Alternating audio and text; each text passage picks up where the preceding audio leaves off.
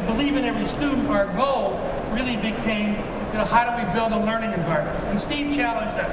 And he said all books, learning materials, and assessments should be digital and interactive, tailored to each student and providing feedback in real time. To me, the new assessment is feedback. It's not these big humongous, tests that we take, but it's going to be real-time feedback to the teacher as to where that student is at any given time. So this gave us the what we wanted to do. We needed to build a personal learning environment. We needed to build a learning environment that met the needs of this generation of students, right? That's our what. That's what we've been attempting to do for the last 12 years, and I'd like to kind of share with you what that learning environment looks like.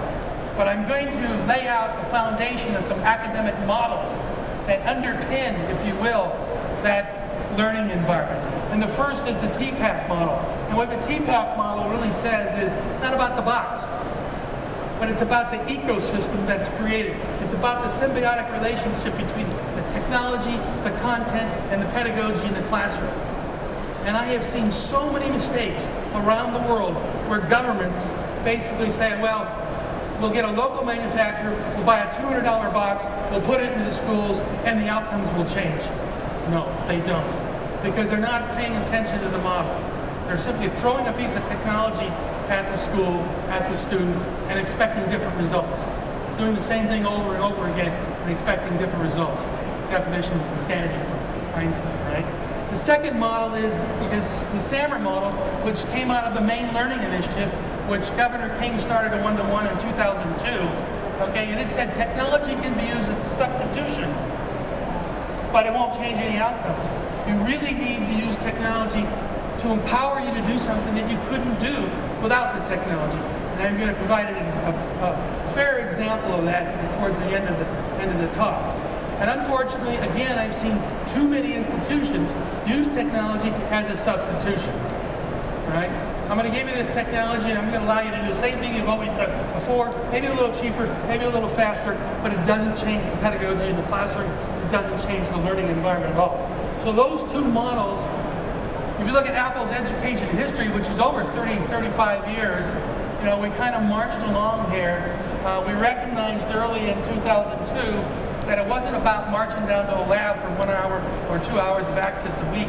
It was really about giving a student a personal computer that was with them 24/7. All right, Einstein, right? The second model is the SAMR model, which came out of the Maine Learning Initiative, which Governor King started a one-to-one in 2002. Okay, and it said technology can be used as a substitution, but it won't change any outcomes. You really need to use technology to empower you to do something that you couldn't do without the technology. And I'm going to provide a fair example of that towards the end of the talk. And unfortunately, again, I've seen too many institutions use technology as a substitution. Right? So this is the traditional classroom, the teacher and the student. And when I was in school, it was, as a teacher, I have the knowledge, I'm imparting that knowledge to you as a student. Today, in a more collaborative environment, the classroom should look like this. There should be a relationship between the teacher and the student. The student should be able to go outside the four walls to bring the expertise that they need in, all right? And whatever they do should have a relevant impact on their community. And let me give you an example of that. This is kind of, you're not going to be able to read this, but I'll tell you the story. This was done by my youngest son in 2001. He was in biology, 10th grade in the U.S., and he came to me and he said, Dad, he says, I got to do a science project. And I go, yes, sir, I know, it's part of the standards. I said, what are you thinking about? He says, well, I've been reading about these deformed frogs, these frogs that they're finding with multiple legs. I'm really interested in that. And I thought, wow, man, I don't know anything about that. Teacher doesn't know anything about that. They said, there's not going to be any books in the library on it. In fact, you may not even find any scientific publications on it. At best, you may find a newspaper article. What are you going to do? He says, I'm going to go to the internet, and I'm going to do a search on deformed frogs. And I said, okay, come back when you're done and let me know what you found. So he comes back and he goes, there's three premises. One is ozone layer depletion, ultraviolet light zapping these frogs. causing multiple legs. The other is pesticides in agricultural land washing down into a pond, deforming these frogs. And the third is, he said, a professor in upstate New York in a junior college has written a paper that says that he found a parasite in these deformed frogs.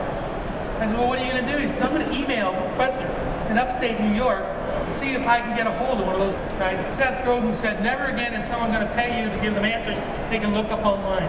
They're only going to pay you to solve problems and you don't have answers. All right?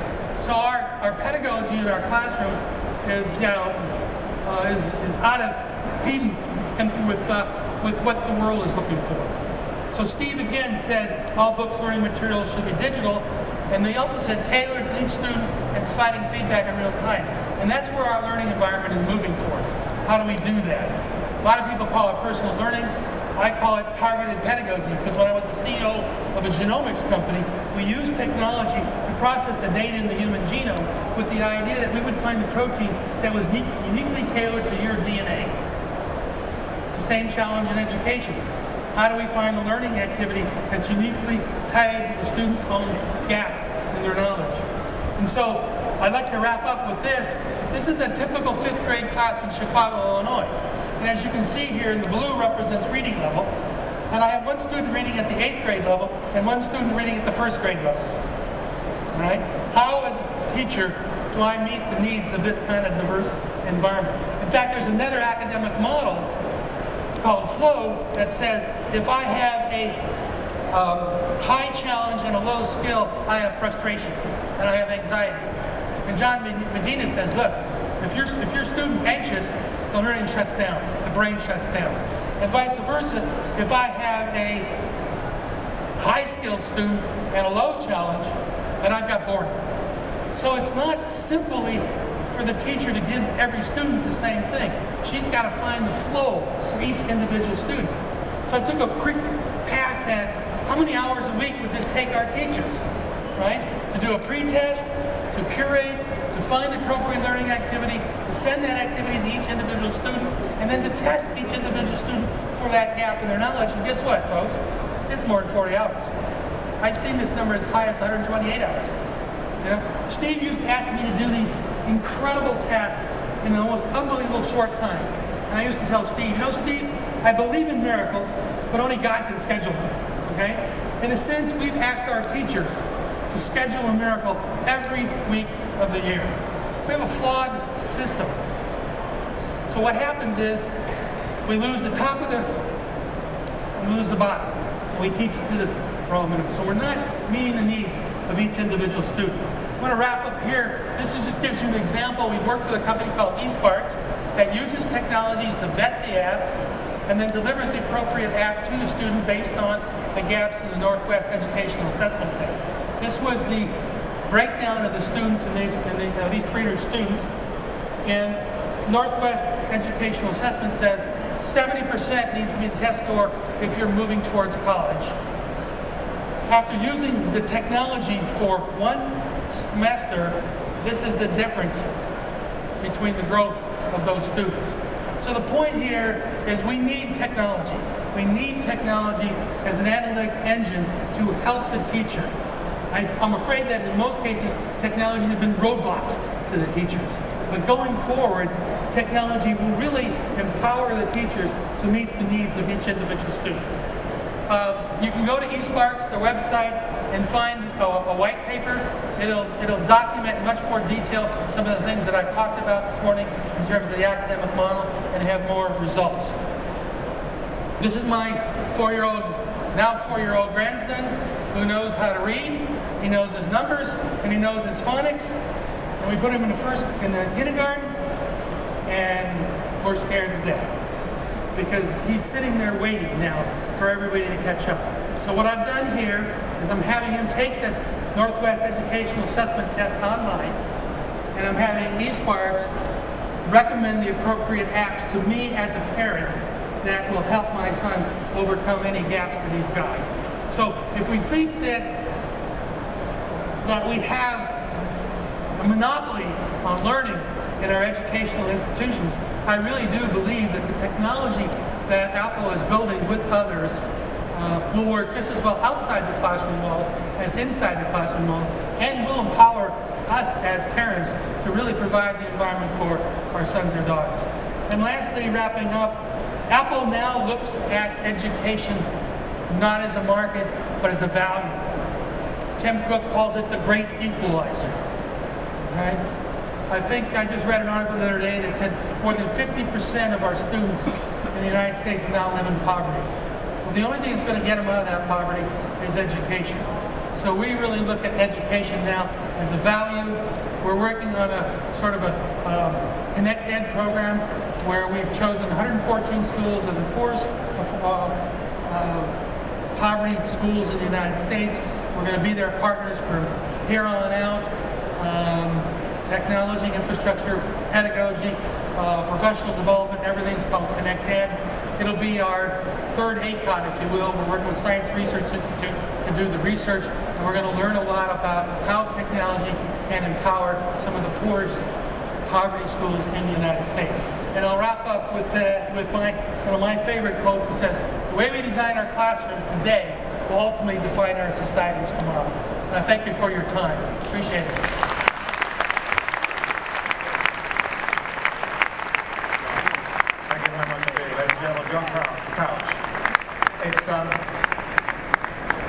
It's one of the things that I find fascinating about the Bett Arena. I've been lucky enough to moderate it for the last couple of years.